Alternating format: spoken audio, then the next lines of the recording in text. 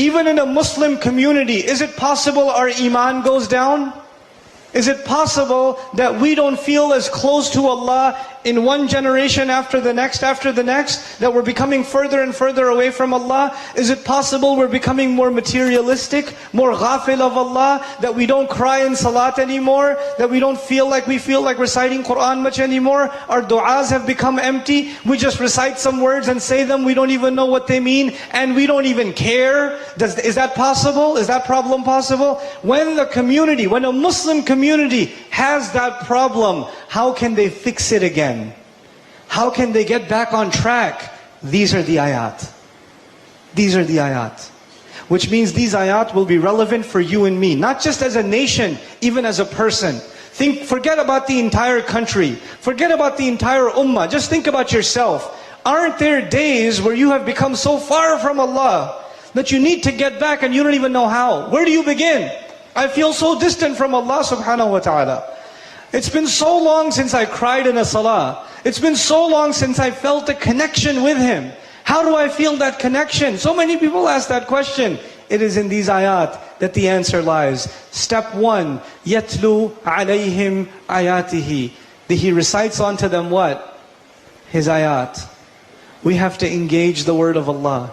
We have to recite the word of Allah. We have to stop and think about the word of Allah. We have to think about the fact that every time Allah is speaking, He's talking to me. He's talking to me directly. Wallahi, the greatest gift you will ever have in your life is the gift of Allah's speech. Allah chose to speak to you.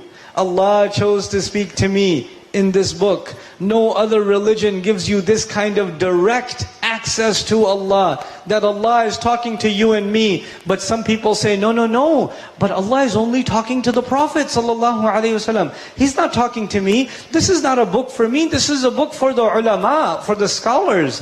I just recited with tajweed, but I'm not supposed to think about it. Fihi dhikrukum, Allah says. In it, Allah is talking about you. That's literally what He says. In it is your mention. It's about you. First thing, you engage this book.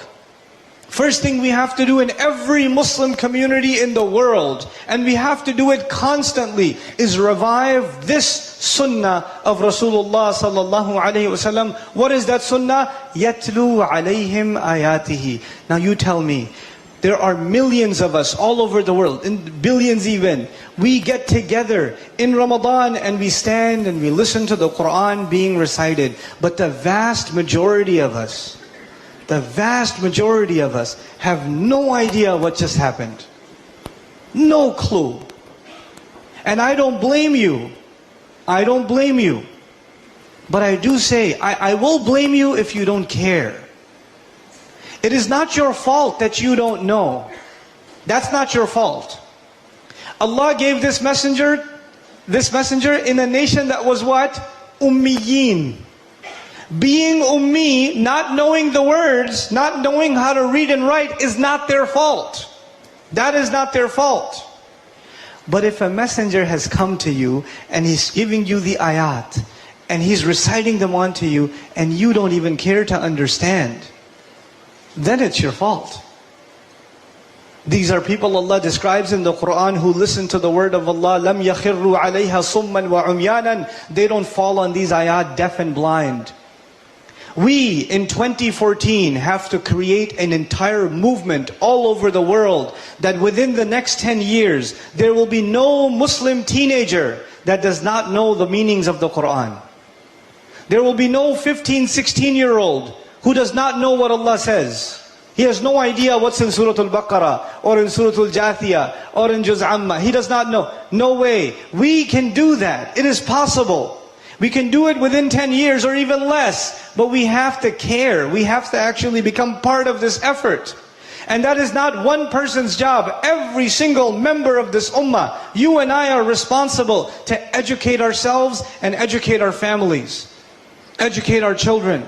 They have to learn what this book means. This book came so we can think about it. Inna anzalnahu Qur'anan Arabiyan la'allakum ta'qilun.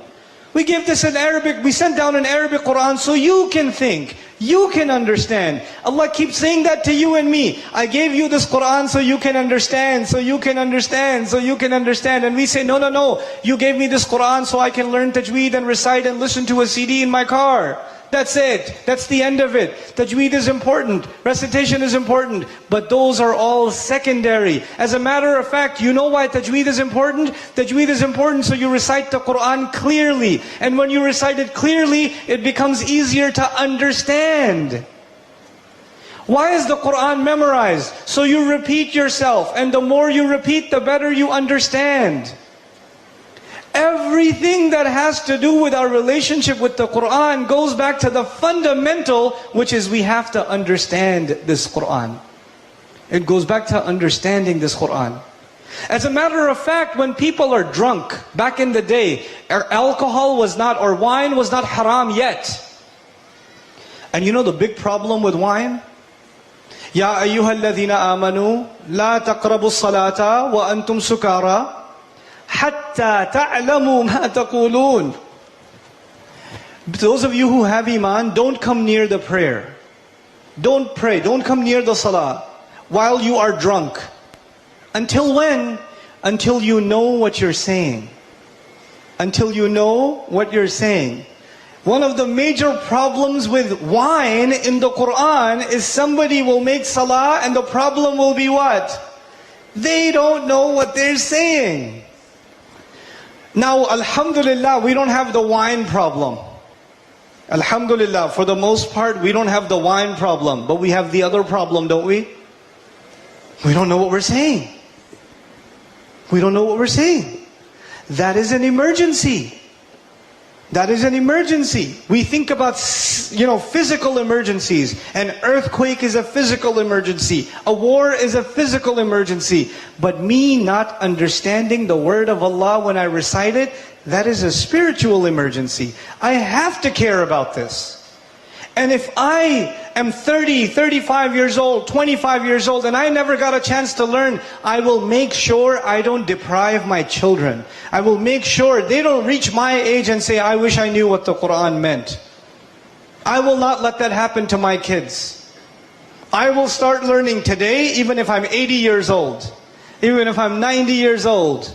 Because the month of Quran is coming.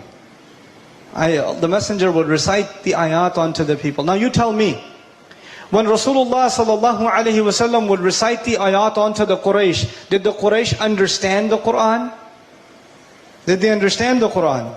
Yeah, they did. This is a very big deal. There are stories in the Quran where kuffar, non-Muslims, haters of Islam, they heard the ayat of Allah and they started crying. The kafir started crying. Today my problem is, I'm not a kafir, alhamdulillah, and I'm listening to the word of Allah and nothing moves. Nothing moves. That's a tragedy. The Quran got more of a reaction from a kafir back then than it gets from me today. That's a problem. That's an emergency. يَتْلُو عَلَيْهِمْ آيَاتِهِ وَيُزَكِّيهِمْ. The second thing the messenger, this is his formula. You have to make the Quran common. The mother is teaching her son. She's teaching her daughter. The husband is teaching his wife. The wife is teaching the husband if she knows more. The family is becoming a family of the book of Allah. They're trying to find every opportunity they can to further their understanding of it. They're memorizing it. They're studying its tajweed. They're learning its meaning. They're studying its tafsir. Because this book is like food for them. Just like every few hours you need food. Allah makes you and me go back and make salah. And the longest part of salah is what? Is qiyam. And in qiyam, what do you recite? You recite Quran. How can I not have a direct relationship? And one of the points I have found very, very sad, my beloved brothers and sisters, I want to share it with you. A point I find very, very sad. We are Muslims. We have never understood the Quran. That's what I find. We are guilty. And we travel the globe and we look at Muslims in a Muslim country. And you say, brother, have you understood the Quran? He says, no, I recite it. What do you mean recite it? I read. I can read Surah Al-Fatiha, Al-Duha, Al-Teen, Al-Alaq, Al-Falaq. You can recite. Do you know the meaning? He says, no, meaning I don't know. But I can recite because I need it for my salah. Well, what is your field, my brother? So he will tell you, I'm an accountant. So when you became an accountant, how many books did you read? He will tell you, oh, many books. So your accountancy will help you for how many years? I get a very good job with Ernst & Young. So how much are you getting? I'm getting paid so much. Perhaps, tens of thousands of ringgits, mashallah. And how long will that last for? He says, well, they will retire me at 65. What's retirement age here in Malaysia? 58. Oh, it's come down. I said 65. So now the certificate is valued for less than that even. They've cut out 7 years from it. So it will only help you for this many years. And you have read so many books in order for you to work up to the age of 58. And then your retirement package. Have you read one book to prepare you for the life after death? One book, main book. My beloved mothers, sisters, brothers, we are guilty. Wallahi, we are guilty. We need to understand. When we understand the pure message of the Quran, it automatically shines. It shines our ornament. And it removes the rust from our acts of worship. Because we will understand what Allah wants from us. That's the Quran. And this is why, the hearts of the believers, they incline towards the word of Allah.